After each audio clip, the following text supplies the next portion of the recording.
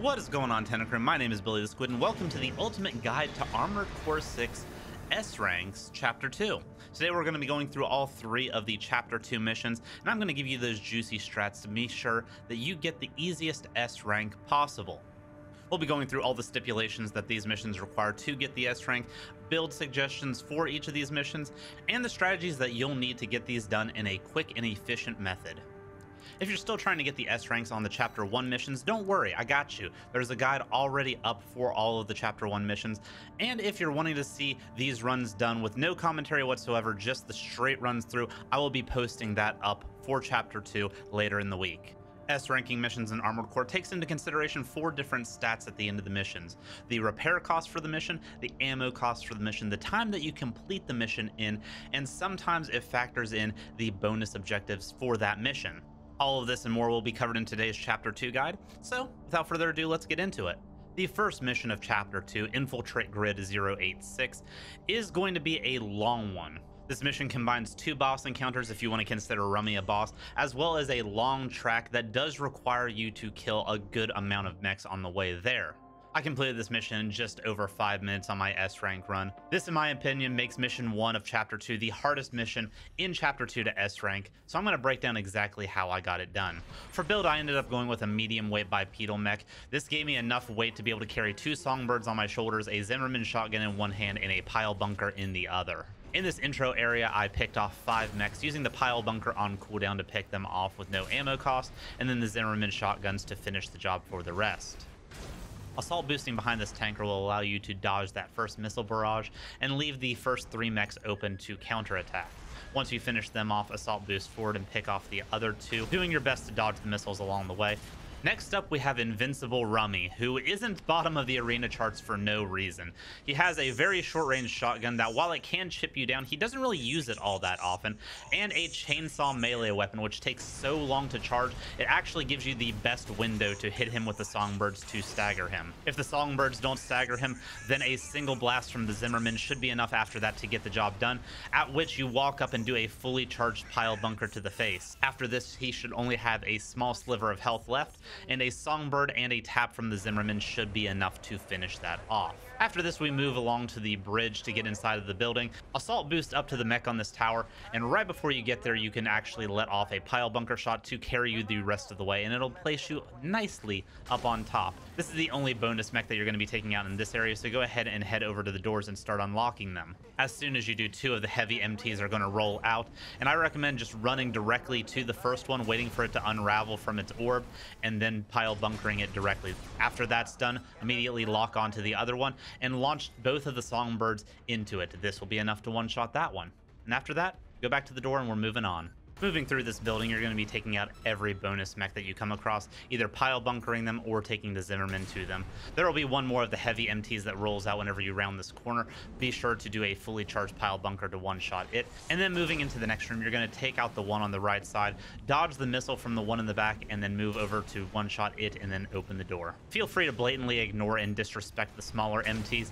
They don't actually do enough damage to worry about, and they don't cost enough to destroy to waste the time to do so. Next, in my opinion, we have the make or break moment for this run. If you assault boost up to the left side of things, you can actually skirt around in behind the quad mech, and whenever it shoots down the tanks, if you're in the right position, sometimes it will actually backstep into all of them and one-shot itself. But most of the time, it'll only drop 1 tank, which whenever it drops does stagger it alone. Walk up and do a fully charged pile bunker, release the songbirds into it, and you should be able to destroy it with either a few more Zimmerman blasts or another pile bunker. Go ahead and get the resupply here, as resupplies do not affect your repair cost totals or your ammo cost totals for the end of the mission. It is only what you actually use. But after you grab that, we have the boss of the mission, the Smart Cleaner. And with the strat I'm about to give you, you should be able to effectively and consistently 2-cycle this boss. Immediately when the doors open, assault boost forward until you see the Smart Cleaner start to move, and then take 2 dodge steps back. It will do a slam patty cake maneuver, and as it's opening its arms, unleash both of the songbirds into it. This will give you its first stagger, run up, do a charged pile bunker, a shotgun blast with the Zimmerman. Once the songbirds come off cooldown, release them as well, and then you should have enough time to do another fully charged pile bunker on top of that. After that last pile bunker goes off, back up, maybe shooting a Zimmerman blast as you back up for good measure. And then once the songbirds come off cooldown, immediately release them into it. It should be doing a ranged maneuver, leaving its head vulnerable at this point, and 2 songbird blasts directly should be enough to get a second stagger off. And once the smart cleaner is staggered, walk up and wash, rinse, repeat the strat that I told you before.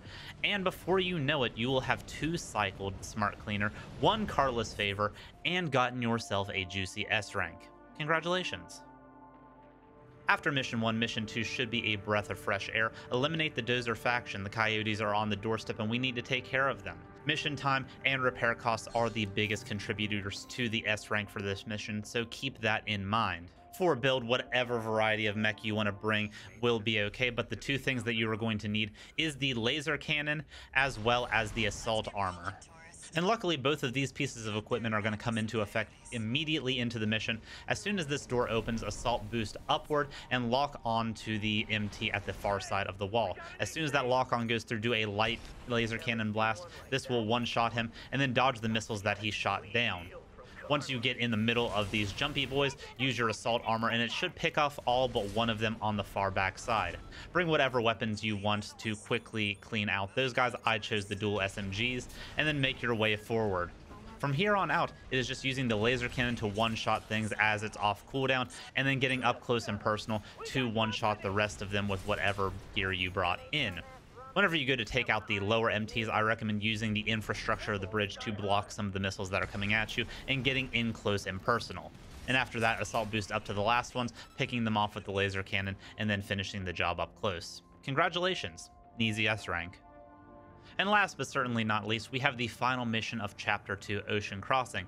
This is going to put you up against the Sea Spider, and as such, we're going to take the same weapon loadout that we did for Mission 1, double songbirds, a Zimmerman shotgun, and a pile bunker.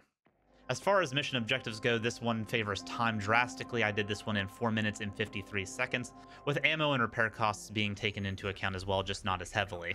We're going to be taking a quad leg mech here, as the quad leg's hover capabilities makes the bridge section a cakewalk and also drastically helps with the Sea Spider boss fight itself. After a lengthy intro section, we actually get into the meat and potatoes of the mission. As soon as you get through here, drop down into the hole off to the right side and funnel your way through. Avoiding all of the enemies that are down here, you don't need to worry about taking out any of them. After you shuffle through the understructure, you will be immediately on top of the bridge. Once you get out here, drop down underneath of it, activate hover mode, and take the easiest sail underneath of the bridge that you've ever seen. Once you get to the end of the bridge, assault boost out and do your best to dodge the lasers. I have found that the assault boost dodge is enough to actually dodge these lasers if you do it off of the sound cue, but it is still such a tight sound cue that it's kind of hard to figure out. So if you get hit by 1 or 2 of these, maybe restart the mission. You haven't wasted that much time.